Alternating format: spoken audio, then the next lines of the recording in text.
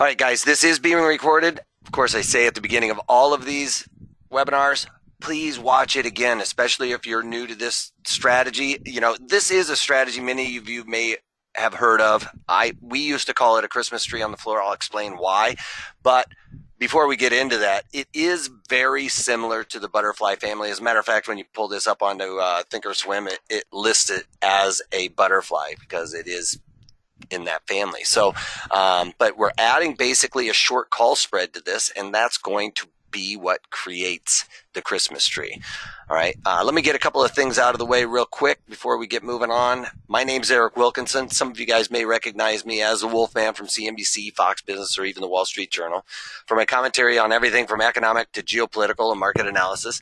I started out trading in college with some money I'd earned, and after graduating, I moved to Chicago with a finance degree and started as one of these runners. I don't have a picture of one of these runners on this page. It's a runner would be somebody out here running paper into the pit or arbing in, and then sold all my stocks, bought my badge, and jumped into the pit.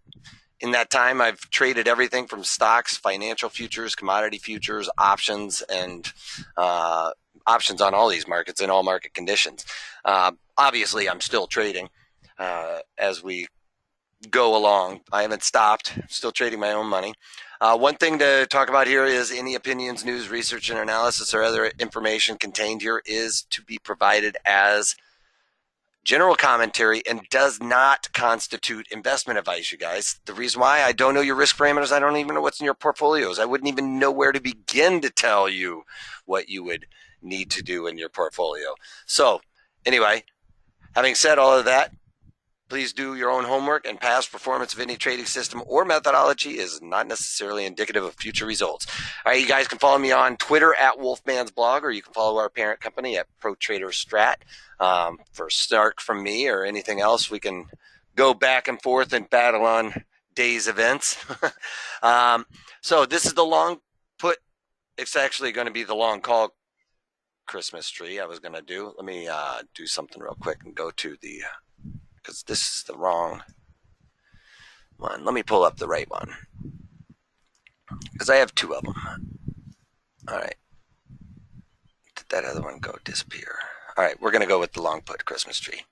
Basically, I was going to go with it because of the call aspect of it, but what we're talking about here, we'll be talking about both of them. They are interchangeable. We're going to be using the same rules on both the calls and the puts. I figured at this point in the process, you guys are pretty much in tune with what's going on here, so there's not necessarily a reason to have to do both of them at the same time, but we'll start off with the put one because I closed out the call one, and we're going to be doing this from the put side, but we can set it up as a call side too. I'll do both of them in this webinar.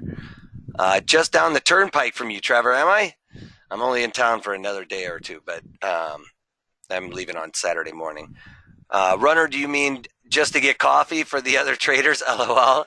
Yes, as a matter of fact, that is something that you do as a runner, is go get coffee or gum, but mostly it is to be the liaison with your customers at the desk. That person goes back and forth, gets paper, talks to those guys and everything else, or becomes an ARB clerk, tells them, what players are trading in the pit and stuff like that. All right, so like I said, this is going to be on the put Christmas tree, but we'll do both of them. And having said that, like I mentioned, this is a 1x3x2. Now, a butterfly would be a 1x2x1, where what's happening here is we're selling an extra call spread in here, and that lowers what we would normally pay for the butterfly. Now, having said that, we're paying less, but we are increasing our risk a little bit because of that extra short call spread. So there's always a yin and a yang, right? If you get something, you got to give something in a sense. And this is going to be neutral to bearish, all right? The reason why I have it set up as bearish, and the long call Christmas tree would be neutral to bullish. The way I set them up is so that there is a little bit of directional move in my direction. I don't always just try and nail it where it is right now. I usually try and pick, it's going to go to a certain location because that's how I like to set it up. You can set it up to where you can try and nail the number. Where it's trading right now is where it's going to be trading in another 3 weeks. It might move higher and lower, but it's going to end up right here for whatever your theory is in and around that. A lot of times I would use that as for the point of control and stuff like that. If you've watched the daily market commentaries that I do, which I should, because I talk about all my trades and everything else, when and where they're good, whether or not they're good or bad. I mean, as a matter of fact, I talk about the losers more than the winners, or the ones that are, testing my probabilities, like the Facebook trade that I was talking about before we went on here. That trade, I've had to stay with it, stay mechanical, and it's worked out finally today. It finally came in line for me. Made a little bit of money, not as much as I wanted to, but that's the way we always look at it, right? You could always make more money. Bottom line is, once you make that decision, you cover it, you're done with it. Don't think about it anymore. All right, some people confuse this with the back ratio spread. If you're doing a back ratio spread, you'd be doing it for a debit, but you're also only going to be buying 2 puts and then selling only 1 put to help finance that, okay? That would be the back ratio spread. This is a butterfly and has, as you can see, 6 legs. This is the Christmas tree, so it has 6 legs. The butterfly generally only has 4, and the back ratio only has 3.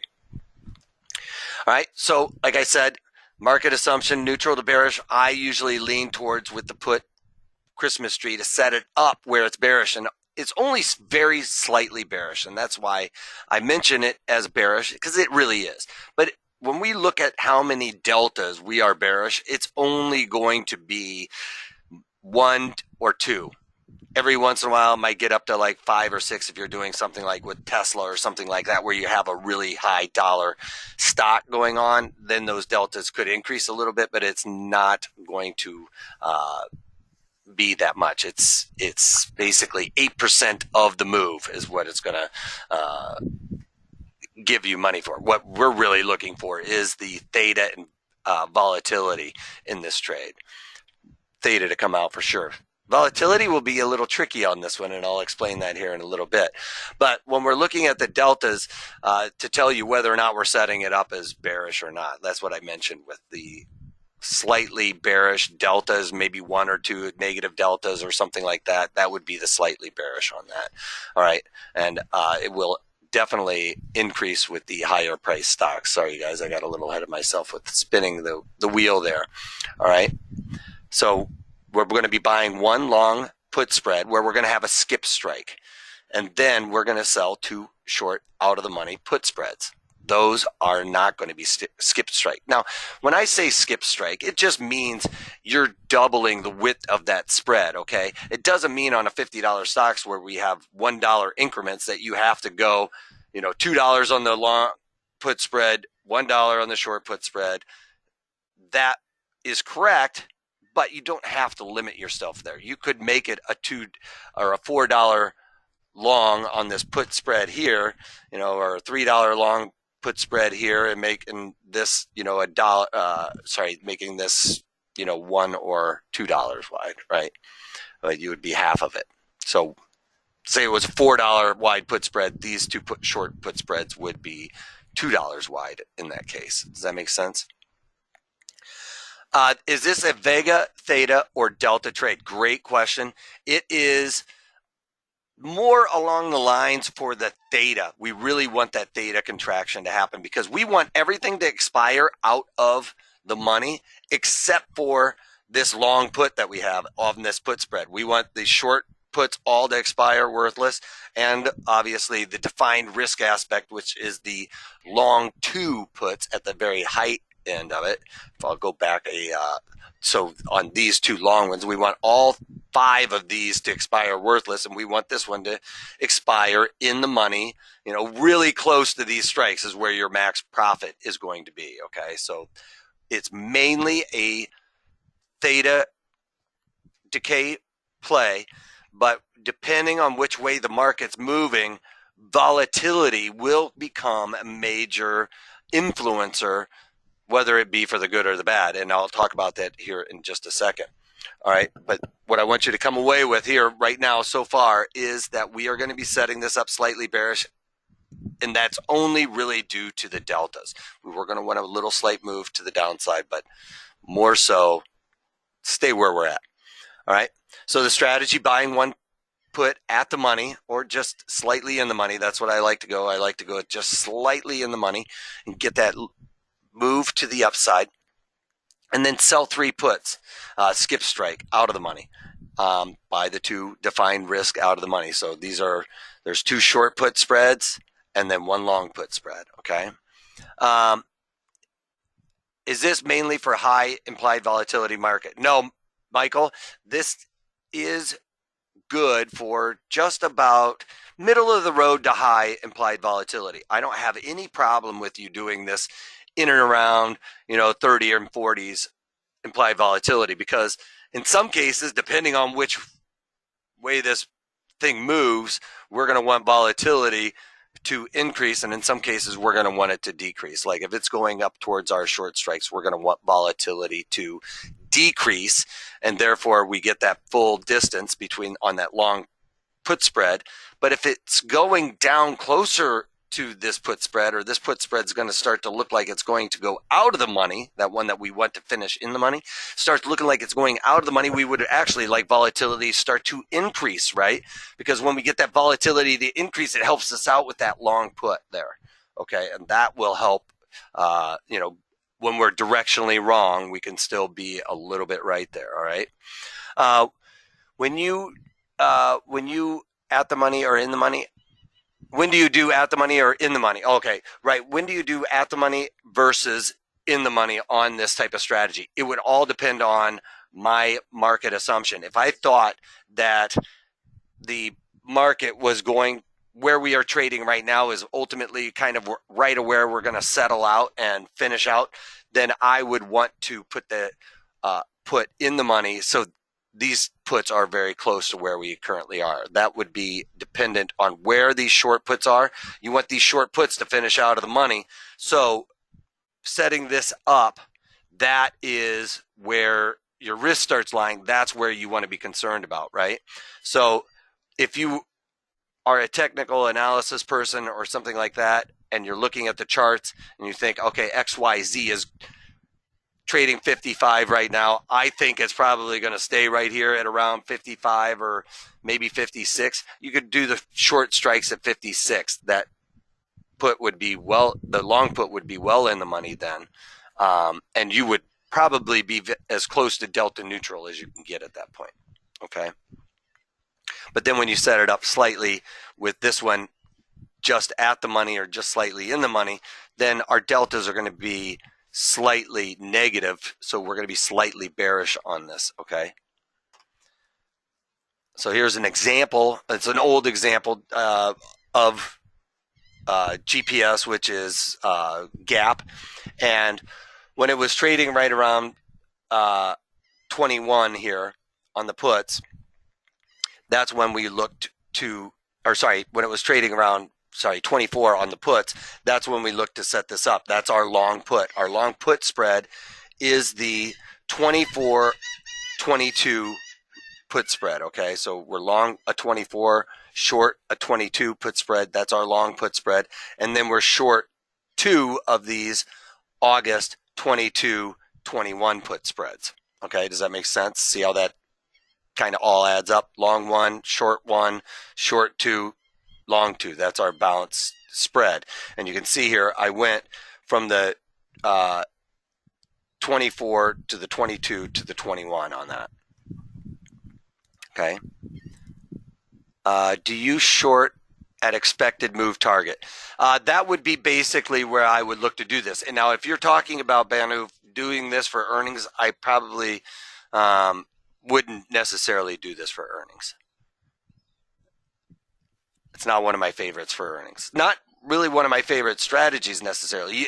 One thing to know about this, if you're a little bit weary of butterflies, this is going to act like a butterfly. You have to have patience with this, you guys. Any butterfly family strategy, you need to have some time in on this trade before you really start seeing it come together. So you do have to have some patience with this. It's not like just selling a short call or a short put where you can see overnight decreases in that value. This is going to take a little bit more time to meld before it starts working out for you. So the essentials to success, picking the right underlying. Now, these are all my rules going through these step by step. So let's pull up the platform here. I want my get this platform over to the right screen. So picking the right underlying. Now, my rules of thumb with picking the right underlying is knowing what stocks to trade options around, okay? All these stocks, stocks have all good markets where you can go in there and get a tight bid ask for just about any stock out there. Options, it's a little bit more exclusive. So you need to make sure that the underlying you're trading, underlying being the stock, has good options. Now, how I determine whether or not they're a good options market or a robust options market where there's a lot of liquidity in there, there's a lot of participation. When there's a lot of participation and liquidity, what happens is those markets become tighter because more people are fighting over free market price discovery to get their orders on the market, right? And everybody is jockeying back and forth to the point where you get really tight markets. So if you're looking for a right stock that has good options, then you need to look at the bid to the ask. And any stock under $100, what we do, 10 cents wide from the bid to the ask. Any stock over $100, like Tesla, it's $335. We just moved the decimal 3 ticks to the left, and we have 33 cents wide. So these should have close to 33-cent wide markets. And as you can see, that's the case. So that's a good rule of thumb, especially if you're getting into options. Always make sure you have that tight market. The reason why, if you have to give up a big edge to get in, you're going to have to give up a big edge to get out, and that could eat up all of your yield, all right? So make sure you take that into account and take it into account seriously, because the one thing we can really do when we're doing option strategies, you guys, is set these up properly in the beginning. That increases our probabilities of success going forward. If you set it up crummy in the beginning, you've really put yourself in a tight spot, or put yourself in a corner where it's going to be hard to get out of, okay? So picking the right underlying, make sure you have tight bid ask. Stock under $100 is trading under $100. The bid ask in the option montage, which I just showed you, should be about 10 cents wide. Over $100, the Teslas, the Netflix, Googles, and stuff like that, move the decimal 3 ticks to the left, and that should be how wide your market is. Like the Googles is going to be over $1, right? To the bid ask. Okay.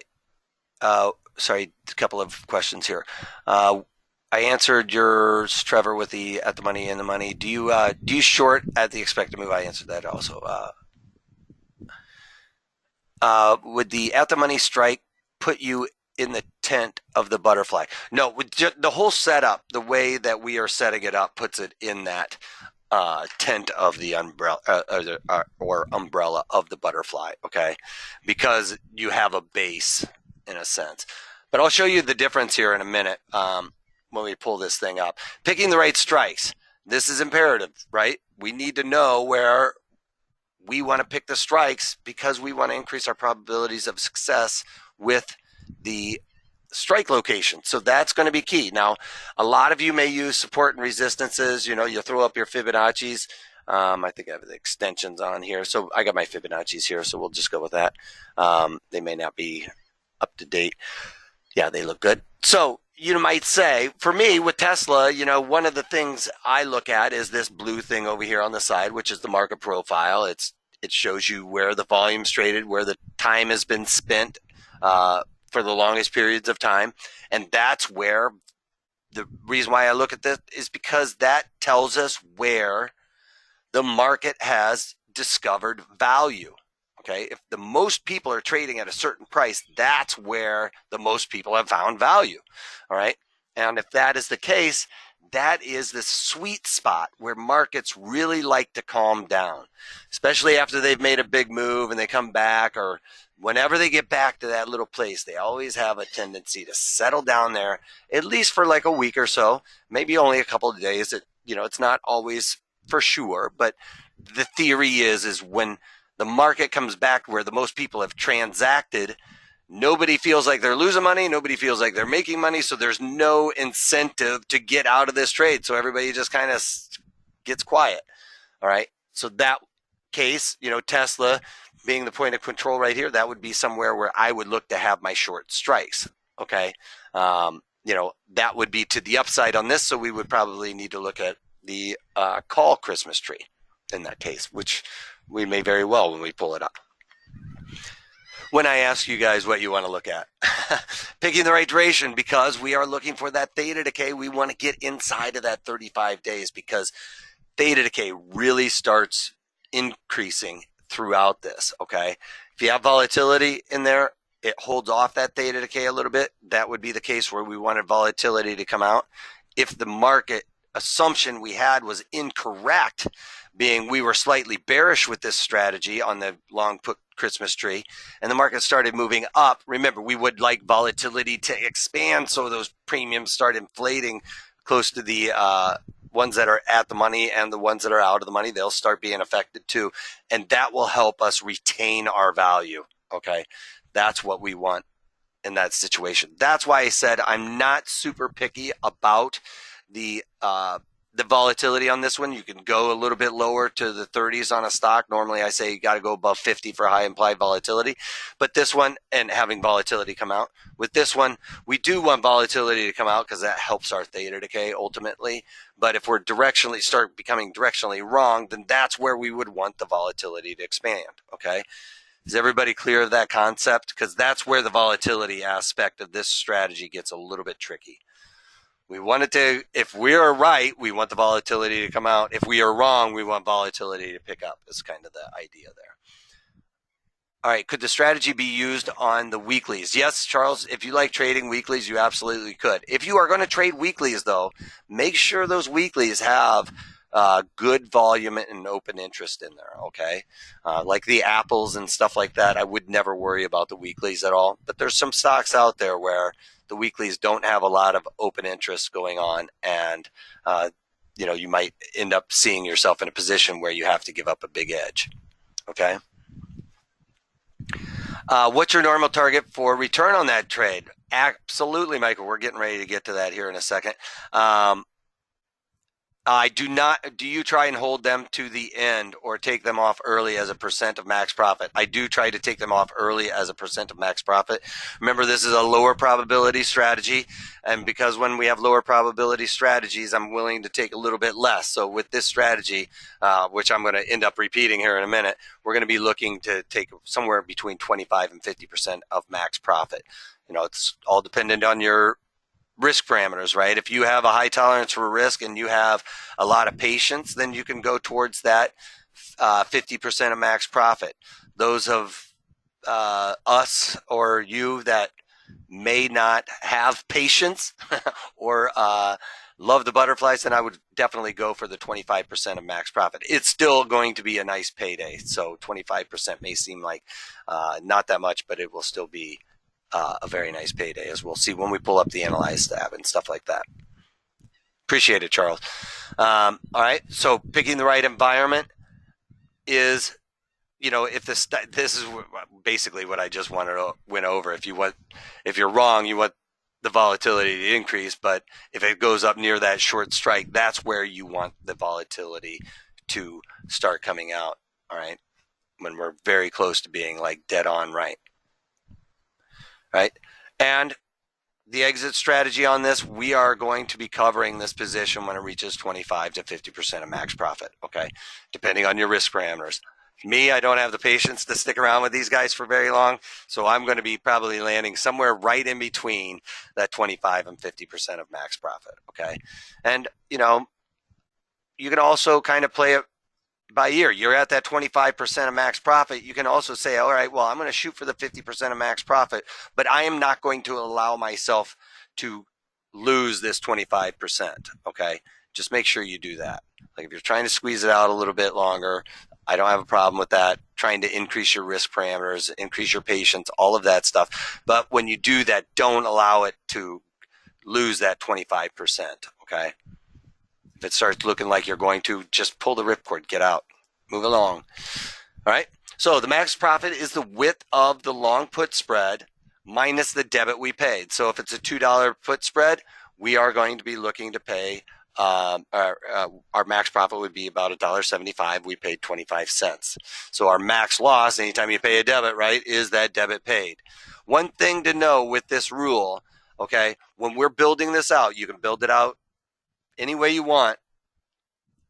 Or you can actually go online and figure out how to write that. I should say this. You can probably go online and figure out how this is done. But what they aren't going to tell you is stuff like how much should I collect? Or how much should I be paying for this? Like what's reasonable? Well, my rule for that is on this put spread, this long put spread, you do not want to be paying over 25% the width of that long put spread. So obviously if it's $1 wide, you don't want to be paying more than 25 cents for it. $2 wide, you don't want to be paying more than 50 cents for it, all right?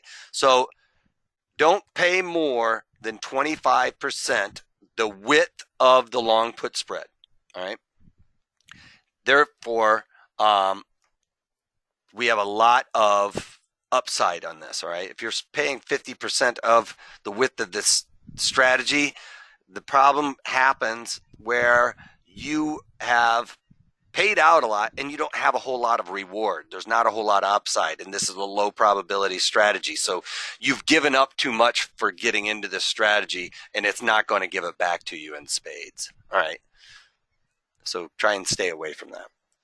And then our break evens. We're going to have two break evens. They can be a little bit confusing because we have two different kinds of spreads here, right? We got a $2 wide spread on one side and a two $1 wide spreads on the upper end. Well, what we have to do is we have to figure out both of them because they're completely different.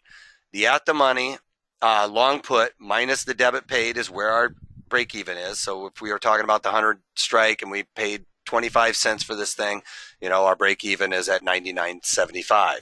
But on the upside, our long put plus the half of the debit paid, because remember, we have two long puts. So half of our debit paid goes to one and half of our debit paid goes to the other. Does that make sense? On the break even, why it's half? It's because there's two of them. All right. Each get half. Simple enough. All right. So here, let's pull up the trading platform and get to the fun stuff. And this is actually the part of the webinar where I throw it out to you guys. Give me some stocks. We'll start going through step by step these rules. And then we'll see if it works out. All right. So we'll do that. I need to look up what is the monkey bars. Yeah. Listen, this to me. So one thing I said at the beginning when I was in college, right? I started trading in college. I actually started trading in college with a psychology degree. I was going to college to be a psychologist and started trading and was like, wait a second, I love this trading stuff. I'm flipping it over to finance after my freshman year. But one thing I've always said about trading was the psychology education probably was better for a trader than even the finance aspect of it. I don't even really look at these guys' finances and stuff like that. Some of the guys, I don't even know what they do. All I'm doing is trading probabilities, okay? So that being the case, if I'm just trading probabilities, I don't necessarily have to care what they do or what their inner workings are until it comes closer to earnings, but that's a different story. So the monkey bars tell you the psychology of the market is, in my eyes. You can tell where people are putting their money where their mouth is right here. This is where the most time and volume has been spent. That's where most people have transacted at that exact price. That is where the overall market believes value has been set, right? That means this is cheap and that means this is expensive, right? And that's why you see the volume taper off when they get that far down, right? Because people are like, wait a second. It's just something is afoot and I don't want to be involved in a second in this. All right, so first one I saw was Microsoft. So we'll look at Microsoft. We need to be bearish to market neutral, which is fine here. It looks like it wants to kind of settle down. It's up here. It's already had its earnings. It's already made its move. Not a lot going on in the markets recently, other than today's big, massive move. All right, so Microsoft, first thing we do is look at the option montage to see whether or not it has a tight bid ask. It's a $100 stock. Move it 3 ticks to the left, 10 cents wide. We're 3 cents wide. That's well inside that rule. That means there's tons of people in here participating back and forth. If I pull up the volume profile, you'll be able to see, or the volume and open interest, you'll be able to see there's good volume going on and a lot of open interest. That means there's a lot of eyeballs. If there's this much open interest, there's a lot of people worried about positions and a lot of people eyeballing. And if they want to get in and out, they're going to tighten up this market. If I want to get out of my trade, what am I going to first do? I'm going to either outbid this guy or out offer this guy. And somebody else is going to do the same thing on the other side. So then they tighten up. All right, so that fits that rule. We're bearish. I'm just going to assume that.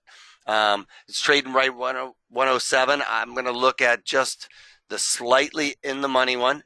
That's the one. This is our long put spread. So we're going to buy one here. I'm going to try and start this out by skipping. I'm not going to be able to do it. I don't think it's going to work out. I'm doing the math in my head. So I bought one there. I'm going to sell 3 of these. And then because I did that as a $10 wide, I need to skip the strike and go to the 2. So if I'm skipping this one and then I'm going to that's $10 wide, so I need to go to the $20 wide, which is the 8 cents, and then I'm going to buy those 2. All right. So we have $10 wide here, $20 wide here. We're paying a $2.29 debit, right? The width of this spread is $10. With this spread should be tighter. That's what the problem is there. September 7th, Facebook. Can you go a little bit more into your explanation there for a second, Herman, on that? Oops, sorry. I want my platform. Do you get what I'm saying there, Herman? What is happening here?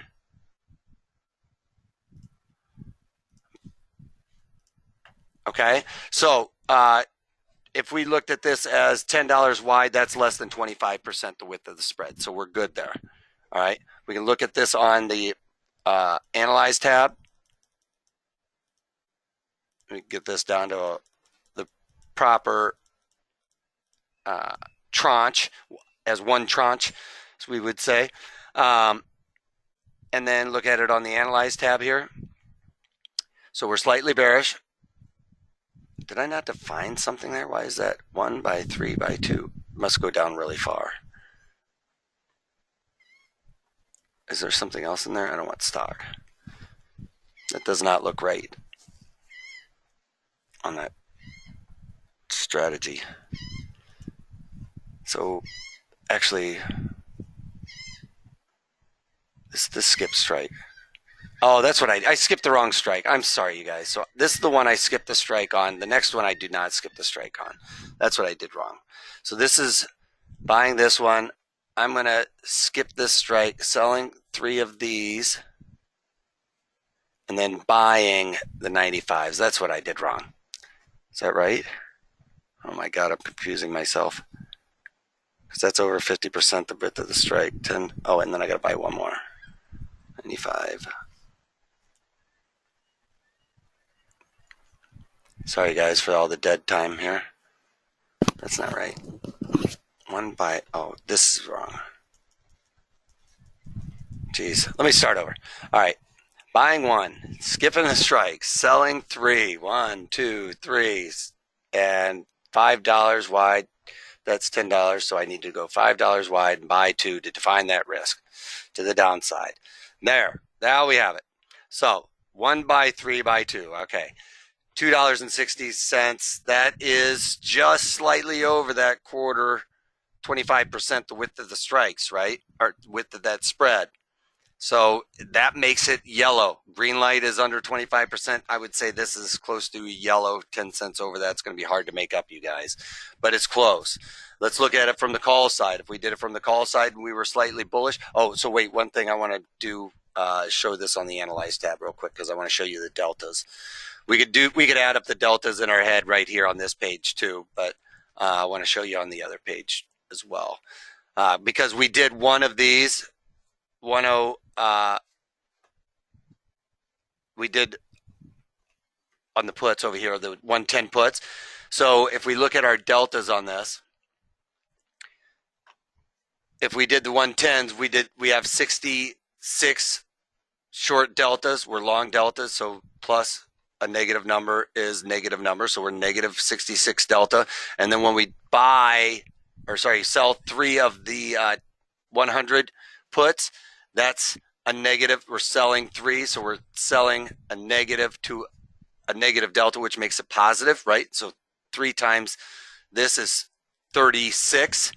So now we're only down to really being short 30 deltas, right? Because we're short 36 deltas. We just got long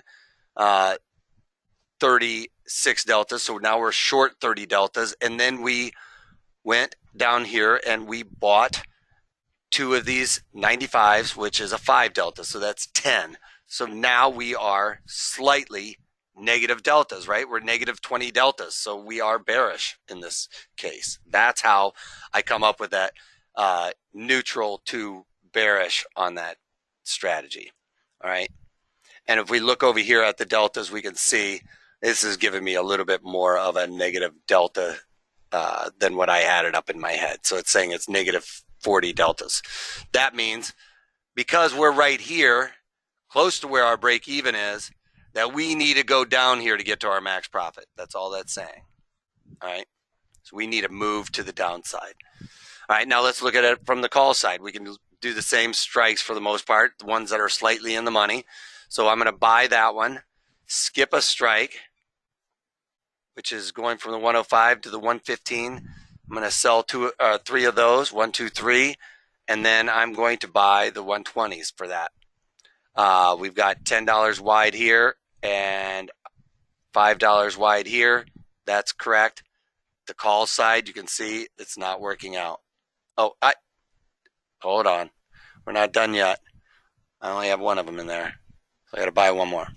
All right. So 1 by 3 by 2. See, it's over 30%. So I would walk away from that one in this case because that's way too much overpaid. Okay. All right. The other one I saw was somebody saying Tesla to the downside. All right. So Tesla to the downside, we could look at the ones that are just slightly in the money, which is the 140s here. So I'm going to buy 1 of these.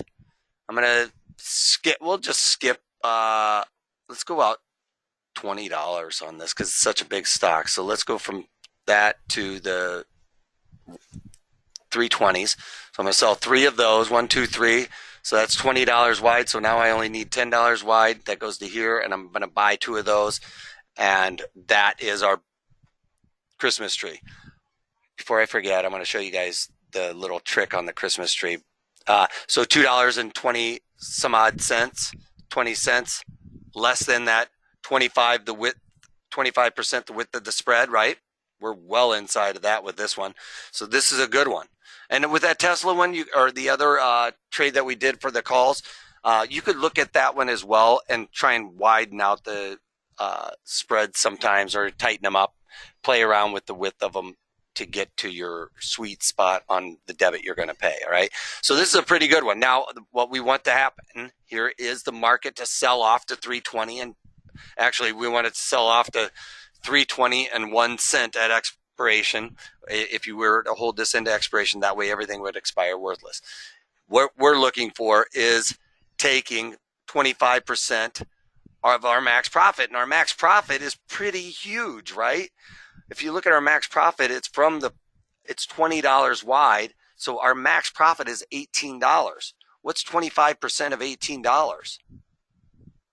Anybody?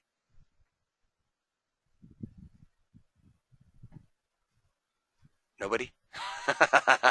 It's a pretty good payday, isn't it? It's almost a little over $2. No, 25% of 20 would be $5. Yeah, you're right. Actually, it's closer to $5, $4 and something. That's a pretty good payday, right? What other strategies are going to pay you out that well? Yes, we could look at it like, oh yeah, well you could get the whole $18. Well, yeah, but your probabilities of getting that are pretty low. So $4.50 on 25 on this trade, I'll take that all day long. That's a great one. But in order to get there, you got to be patient. You got to be in this trade for a little while. All right. You're gonna have to ride it out for a few days. So we did the calls, we've done the puts. So you guys see it's pretty much the same thing. I like to pick that one that's just slightly in the money. You can pick the one that's just slightly out of the money if that's what you like to do. Just know that you are looking for a bigger move to the downside. All right. How much risk on Tesla on this trade here? As a 1x3x2, it would be, your risk is $2.20. And your reward is the almost $18, $17.80.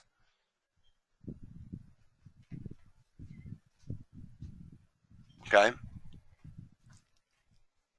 So pretty good risk reward. Absolutely. Absolutely. At 25% of max profit, you're getting 2 times your reward you're looking for is 2 times your risk, which is always a pretty good risk reward. Your risk 1 to make 2. That's always a pretty good, rule of thumb, if you will. If you're kind of like trying to debate on something, like you're doing something and you don't really remember all my rules, just remember, if you're risking 1, you're looking to make 2 in a sense. On a lot of strategies, anyway. Can you show the analysis chart again to judge the risk and probability? Absolutely. Let me change this to 1 lot so it's a little bit easier and we don't have to do any math necessarily on figuring it all out. So I got my 1x3x2 and we'll analyze that trade. Nothing else is in there. I don't want stock in there or anything. All right, so as you can see, we're trading right here, right now, close to our break even, just slightly out of it, but we want that market to move down here. Now, if we look at this, $2.20 is coming in at $220 because that's how we do stocks, or because it's 100 of the underlying. You got to move the decimal. $220 is our max risk, and our max reward is up here, and that's going to pin out at around $17.80 or $1,700, $1,780. Does that make sense for you guys? Chris, you got that? I have on a broken wing put spread opposite to the Christmas tree spread. Broken wing butterfly is similar to the. Let me get rid of this so I can draw. You guys want to see some drawing? Hopefully I can do this drawing. It's not going to give me that. I won't be able to do the drawing. I'm sorry I got you guys all excited for it. I don't have a. Oh, there it is. Let's see. So, laser pointer, I want a pin. What's a laser pointer going to do? Nothing. All right. Limited it. They're locking me out of some of my capabilities. But what happens is, let's see if I can do it with the laser pointer. What happens here is, with the butterfly, is you have that base. Remember when we talked about that base on the butterfly for the webinar where, if you had the wings are kind of out here and a wing way up here. The base is right here in the middle. That is the butterfly. So you have a wing here and the base and then a wing. Well, with the Christmas tree, you only have 1 dot here. Remember, we go up because we skip a strike, and then we have 3 here and then 2 here. So it creates like a little triangle on top with a stem. So that's where we came up with the Christmas tree.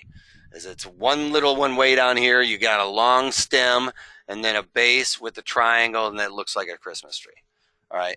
So that being said, that's why we would call it a Christmas tree. If we look at it in the platform, which we just had up, you can see down here, it's saying it's a butterfly. It's a negative butterfly or something. I don't know. So it is in the butterfly family. If we just took out the extra short put spread, like you guys were talking about, if I just went down one more on this, that would be your broken wing butterfly. right? No risk to the downside. Increased our risk slightly to the upside, but that would be our broken wing butterfly. You add in one more short put spread in here, then, oops, wrong way. Add in one more put spread in there, then we have a completely defined risk there as well. But we have risk to both sides, albeit not as much to one side or the other. Isn't that better? It depends. I mean, when you're doing the broken wing butterfly, you're increasing your risk to the one side, okay, a little bit more. With this one, you aren't necessarily increasing your risk that much.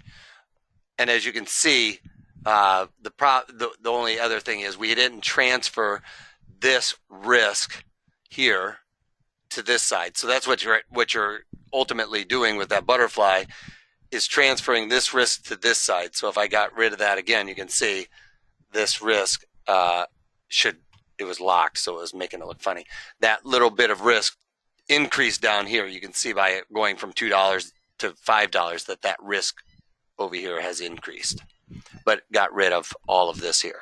It all depends on your market assumption, Herman. So if you are thinking, I'm really worried about the downside, then do the broken wing butterfly. If you're not worried about the downside as much, then I would look to do maybe the Christmas tree or a regular butterfly kind of thing. Because on these with the Christmas tree and stuff like that, you're trying to nail the number. Yeah, and with the broken wing butterfly, yeah, you can play around with that. It's pretty easy to play around with. Okay, so we went both sides. It's pretty much the same idea. If I wanted to do Tesla to the upside for the calls, I would just do the 35s, skip one strike, sell 3 of these, 1, 2, 3, buy one back, and then the next strike, we're going to buy those to define it. And 78-cent debit on a $10 wide is pretty good. Okay, but it's really tight. It's really tight, so your probabilities are less. That's why on the other one I tried to stretch it out a little bit, right? I'm willing to pay a little bit more because I'm flattening out that triangle. And if you can flatten out that triangle, it gives you a lot more room for, your profitability. Okay, the narrower your spreads are, obviously the more you got to try and nail it. All right. Oh, do dividends matter? Dividends do matter. If there's most dividends are pretty well priced in before the ex-dividend date. But if there's something odd on the ex-dividend date, maybe they say there's a special dividend or something like that, or a bigger dividend, then that would actually help you to the downside on the Christmas tree if your market assumption was slightly bearish, right? Because the value of the stock is expected. It's not it's all in theory. It should drop by the exact amount of the dividend on the ex-dividend date. It doesn't always happen, you guys. Sometimes they rally on that. So it's never a sure thing, but in theory, when you're writing a book or something like that, you would say that dividends would decrease the value of the stock by the amount of the dividend paid. That would help you in this if it happens. I would not count your chickens before they hatch in that regard, though. All right. Which is better, the Christmas tree or the broken wing? I think I answered the butterflies, right? Your question on which is better. None of them are necessarily better. It all has to do with your market assumption and where you're worried about the risk. Okay. So if you're doing like the broken wing butterfly, you're worried about a directional outside expected directional move that you want to have insurance on, in a sense. So that's the broken wing butterfly. The Christmas tree and the other butterflies, you're trying to nail those numbers, right? You believe market profile, they're going to come to that point, or it's going to the 61 Fibonacci and it's going to stop there because of the resistance or support, depending on what direction you're moving. Then that would probably lead you towards the Christmas tree. Does that make sense? Should be the same principle with 30-year bond option trading. Yes, it could be. You can definitely use it with bonds as well. And it actually probably would right now work. That's a great point, Charles, about the interest rates, is that could be a very good opportunity for the broken wing butterfly is anything around interest rates right now, because there's not a whole lot of risk to the upside, right? And the risk is really to the downside for the most part. But I think that they're going to take a pause here to see how things kind of shake out. There's no inflation whatsoever to really deal with. We think with some of the tariffs and stuff like that was going to increase inflation, but it hasn't. So therefore, they don't necessarily need to raise interest rates to slow down the economy. The economy is not firing that hard, and we're not seeing inflation. So that increase of interest rates isn't necessarily going to happen this time. Does that make sense? That would be my theory on that. Those are the kind of things. That's what I do on a daily basis, you guys. Talk myself through trades like that, right? All right, well, good point. Somebody said that. What kind of trade could we do? All right, well, what's my theory around all this stuff? Well, my theory would have to be this in order. But yeah, that works pretty good. We're good. Okay? Does that make sense? All right, so this is the deal for today. This is trading options like the Wolfman. Sorry, that's the wrong one. All right, that's going to be your offer is for the Volatility Crush online trading course. It's 50% off, you guys. Listen, Volatility Crush. I just talk about volatility a little bit here and there. If you guys watch daily market commentaries and everything else around trading, everything I do is hyper-focused on volatility and what it's doing.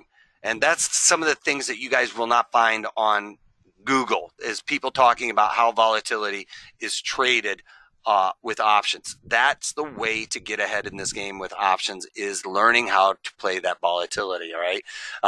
And you're going to have all kinds of courses here. There's over about 20 hours of online education here, you guys. How to calculate the volatility crush. What you would expect. What happens if volatility goes down by 10%? What does that do to my premiums? I show you how to figure that out. It's not hard. It's not a super complicated process. It's pretty easy. And I try and make all of this stuff pretty easy, because the idea here is I try and make things relatable to you guys when I'm teaching. And I hope I do that so that you guys, rather than just memorizing how to do something, put something behind it so that you can remember it. And I do that with all of these. So if you guys have enjoyed my class at all or taken anything away from it at all, volatility and the Volatility Crush is absolutely paramount in trading options. I mean, everybody should almost be required to take this class on Volatility Crush, because it can hurt you. I mean, even my guys, some of my good friends that I've traded with for a long time, I see on even CNBC are talking about buying options, and the option buyers, gained this much value because of the move and stuff like that. But they're not really putting into context all of the other pitfalls that come along with the strategy and the environment and stuff like that they're talking about. There's not setting it up properly. There's other option strategies that would work with their same market movement that they're not talking about. Anyway, so I don't even know that some of the higher profile options traders necessarily even understand this. So I would hope that you guys would all take advantage of this, because it's a great course, and it is something that should be at top of mind, and you should know like the back of your hand. Okay, so please take advantage of that. One last thing here is shoot, it's not going to go. One last thing is I just want to thank you guys all for attending this. There's different option components when and where I find them appropriate. This is the link right here to that options course class, and you can click on the link here in the chat window. In just a second, let me get it in there for you real quick. If it's going to let me click on this, you're going to let me copy you. So yeah, seriously guys, this course, Volatility Crush, and how to take advantage of it and price all that stuff out, figure all that out, is paramount. And it will make your life so much easier if you take advantage of it. All right, so this link is going into the chat window right now. to the entire audience. There you go. So that's the link right there. So, if you're attending this, you can click on that link over in the chat window. We've been talking back and forth in the questions box. So you'll have to go over to that little chat window, maybe expand it and click on this to get that. Otherwise, you're just going to have to pause this and type that into your URL. All right. And that's about it for today. I just want to thank you guys all for attending. Take advantage of that and watch the daily market commentaries, you guys. All right. So that you can see how I go on a daily basis. I talk about the losers. Those are the ones you and I are all worried about, right? We don't care about the winners. We don't even remember the winners. You get in those, you get out of them, and you move on. With these, the ones that are going against us, we have to be on our toes and taking advantage of that. And I talk about that all day long in the daily market commentaries. All right. So take it, login info. Did you get it, Kurt? I think it's in there. I sent the link. All right. Thanks, Chris. Appreciate the kind words. All right, you guys. Take care. That's it for today, man. I'll see you guys next week. If you can't take that, take it easy.